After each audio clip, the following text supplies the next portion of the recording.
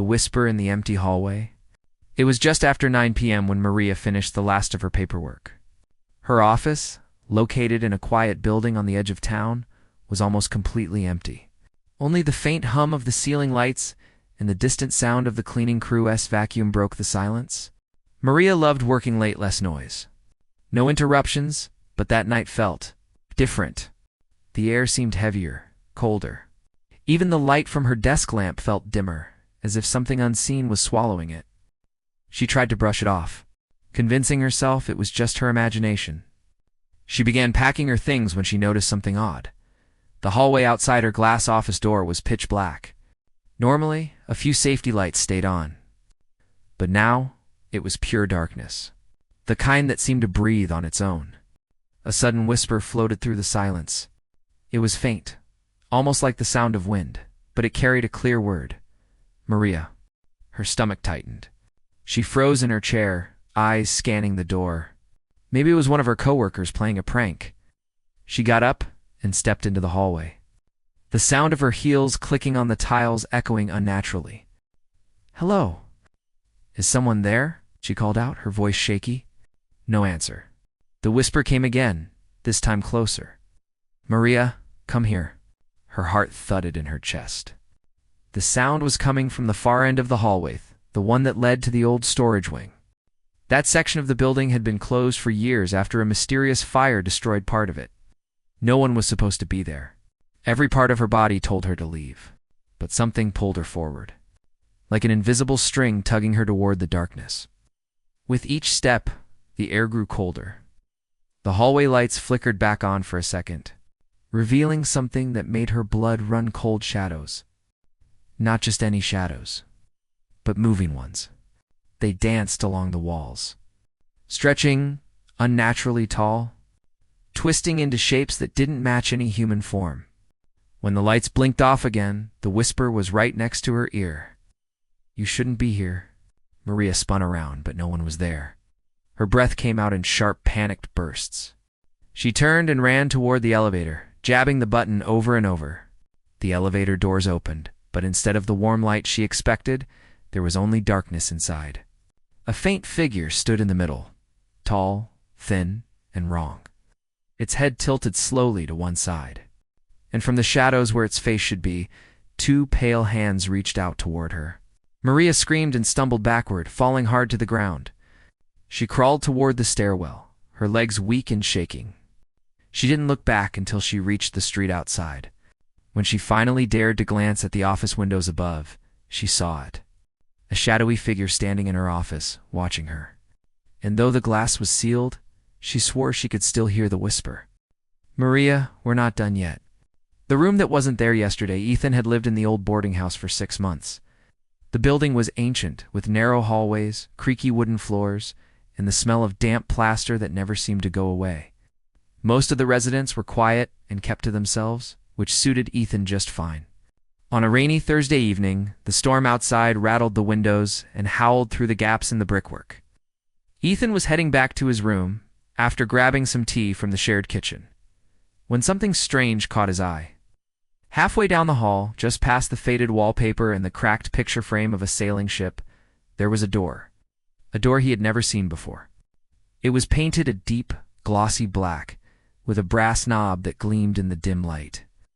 The number 6 was etched into the wood, though there had never been a room 6 on this floor. Ethan frowned. He had walked down this hallway dozens of times. There had always been a blank wall here. As he stared, the doorknob turned.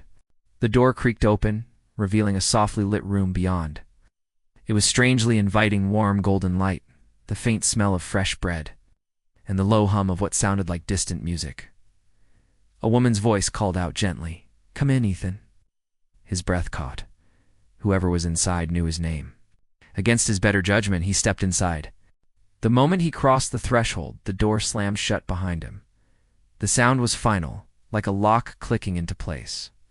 The room was bigger than it should have been, far too large to fit inside the boarding house. The walls were lined with bookshelves, but instead of titles, the spines were blank. A large fireplace roared in the corner, though no heat came from it. In the center of the room stood a woman in a long, tattered dress. Her hair fell in front of her face, and her hands were clasped tightly together. "I've been waiting for you," she said, her voice both kind and cold at the same time. Ethan took a step back. Who are you?" She tilted her head, letting a thin smile creep across her lips. "That's not important. What matters is that you've found the room. Once you enter, you don't leave, unless you give me something." He swallowed hard. "What do you want?" Her smile widened unnaturally. "Your happiest memory." Before he could reply, the shelves began to rattle, and the blank books fell to the floor one by one. Each one burst open, revealing faint moving images inside moments from Ethan's life, him laughing with his childhood friends, his first kiss, the day his mother hugged him after he graduated. The woman's hands reached out, long and thin, stretching far more than humanly possible. She pointed to the brightest memory, a summer afternoon by the lake, his father teaching him to fish. "That one," she whispered. "Give it to me, and you may leave." Ethan shook his head. "No, I won't." The lights flickered and the temperature dropped sharply. Her voice changed, low, guttural, inhuman. "Then you will stay." The books began to swirl around him, the pages flapping like wings. The walls seemed to close in, bending and shifting. Desperation surged through him. He lunged for the door, but there was no door, only solid wall. The last thing he heard was her whisper in his ear, "You'll forget everything, except me." The next morning, the hallway was just as it had always been, no black door. No room 6. Ethan's room was empty. His belongings were gone, and none of the other tenants remembered him at all. The disappearing neighbor Lena had lived in her apartment block for almost a year, and every morning she'd see Mr. Callahan sitting in front of his door across the hall. He was an old man with a kind smile, always feeding the stray cats that wandered into the building. Rain or shine, morning or night, he was there. Sometimes he would tell her stories about the building's strange little tales of people who moved in, but never moved out, and rooms that shifted when no one was looking. Lena always laughed them off as harmless old man gossip. Then, one Tuesday morning, she stepped out into the hall, and his chair was empty, no cat food tin, cane leaning against the wall. She shrugged at first, maybe he'd gone to visit family, but as she passed his door, she noticed it was wide open. Inside, the apartment was bare, not just empty bare. No furniture, no pictures, no curtains. Even the wallpaper was stripped away, revealing cracked concrete. A sudden chill ran down her spine. She stepped inside and called out, "Mr. Callahan!" Her voice echoed strangely, like the room was far bigger than it should be. That's when she saw the cats. Dozens of them, lined up silently along the far wall. They weren't moving. Their eyes were fixed on her, unblinking. One of them, a large black tom, opened its mouth and in a voice that was not human said, "You shouldn't be here."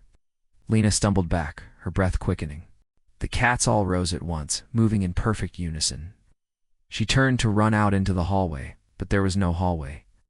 The door she had entered through was gone. In its place was a long, dim corridor that stretched much farther than the length of the building. The walls were warped, bulging inward and outward like something was breathing behind them.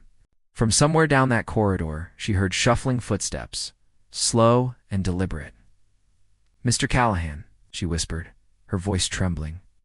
A shape emerged from the darkness, a tall, thin figure with skin stretched too tightly over its bones. Its face was wrong, features smeared and blurred like wet paint. In its hand, it held Mr. Callahan's cane.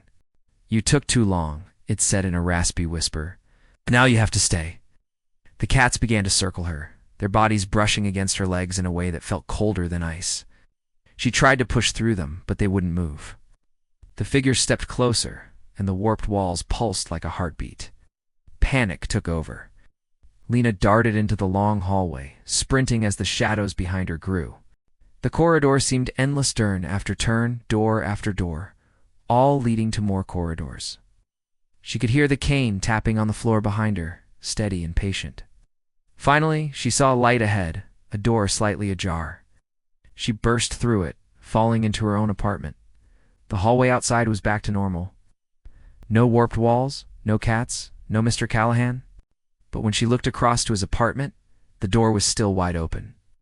Inside, There was nothing but that same empty chair and a tin of cat food, still full, waiting. The voice in the vent. Eli had just moved into his new apartment. Small, dusty place with creaky floorboards and an odd smell he couldn't quite place. The landlord assured him it was just old pipes and that everything worked fine. The first night passed without incident. But on the second night, as he lay in bed, he heard something faint coming from the air vent above him. A voice. It was soft at first, barely more than a whisper, but the words were clear enough to make him sit up.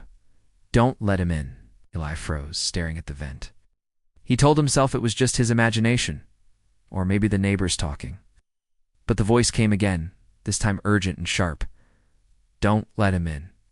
He climbed onto his chair and peered into the vent with a flashlight. All he saw was darkness. The sound stopped the moment his light hit the inside. The next day, he asked the landlord if there were any shared ducts between apartments. The landlord laughed and said no, each vent led directly outside. No one could be talking through them. That night, the whisper returned. But it wasn't alone. Underneath the warning voice, Eli heard something else, a slow, dragging sound, like bare feet sliding across the floor. It was coming from somewhere above him, moving closer to the vent. He pulled his blankets tight around him, heart pounding. The whisper came again, panicked now. "He's here. Don't open the door." A knock echoed through the apartment. 3 slow, heavy knocks at his front door. Eli didn't move. Told himself not to answer, but the knocks came again, louder this time, followed by a deep, rattling breath. Then, silence. Cautiously, he crept to the peephole. The hallway outside was empty. When he turned back toward his bedroom, his blood ran cold. The vent cover was gone.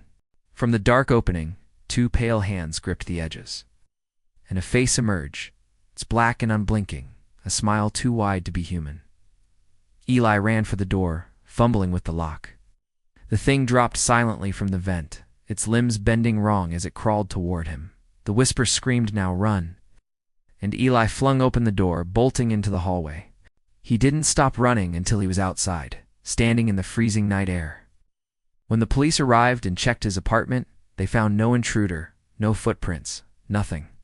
Even the vent cover was back in place. Eli never returned to that apartment. But sometimes, when he lies awake in his new home, he swears he can hear the faintest whisper coming from the air vent. Don't let him in. The midnight bus. It was nearly midnight when Claire left her friend's house. The city streets were quiet, too quiet for a Friday night. She hurried toward the bus stop, eager to get home. The cold air bit at her skin, and she pulled her coat tighter around herself. When she reached the stop, the streetlight above flickered weakly, casting the bench in an uneasy, stuttering glow. She checked the schedule posted on the pole: no more buses until morning. But before she could decide whether to call a cab, she heard the low hum of an engine. A bus turned the corner. It wasn't the usual city model. It was older, the kind you'd see in black and white photos. With rounded edges and a faded cream and green paint job, the headlights were dim, but the sign above the windshield clearly read, "Special Service." The doors opened with a long, wheezing hiss, and the driver, an impossibly thin man with sunken eyes, looked at her and smiled. "Last ride tonight," he said in a voice that seemed to echo in her bones. Claire hesitated. Something about him made her skin crawl. But the wind was bitter, and she didn't want to walk home alone, so she stepped aboard. Inside, the bus was dimly lit, and the air smelled faintly of mildew. Only a handful of passengers sat scattered among the seats, each one eerily still, their faces pale and expressionless. None of them looked at her. None of them even seemed to breathe. She took a seat near the back and tried not to stare. The bus lurched forward, moving faster than seemed possible for an old vehicle. Through the windows, the streets blurred by. But they weren't the streets she knew. Buildings twisted into impossible shapes, their windows glowing with sickly green light. The sky outside was an endless, starless black, and the road seemed to stretch on forever. Ow. Claire's heart pounded. She leaned toward the woman in the seat ahead of her. "Do you know where this bus is going?" she whispered. The woman turned slowly. Her eyes were completely black, her mouth frozen in a faint smile. She didn't answer. The driver's voice crackled over an old intercom. "End of the line soon?" Claire's panic surged. She stood and moved toward the front, but the bus seemed longer than before, rows of seats stretching on endlessly. The passengers turned their heads in unison to watch her, their expressions unchanged. Her breath came fast and shallow. She could feel the bus slowing. Outside, the road ended in a vast fog-covered field. Shadows moved in the mistall, thin figures with limbs that bent in ways they shouldn't. They were waiting. The bus stopped. The doors creaked open. One by one, the passengers stood and filed out into the fog, vanishing into the shadows. When it was Claire's turn, the driver leaned toward her, his smile stretching impossibly wide. "Time to get off, miss." She bolted past him, leaping down the steps, and landed on cold, cracked pavement. She was back at her original bus stop. The streetlight glowed steadily above her. No bus, no fog, no shadows. Her phone read 12:04 a.m. Claire ran the rest of the way home. She never saw the midnight bus again. But sometimes, when she passes that stop at night, she swears she can hear the faint hum of an engine in the distance. Waiting.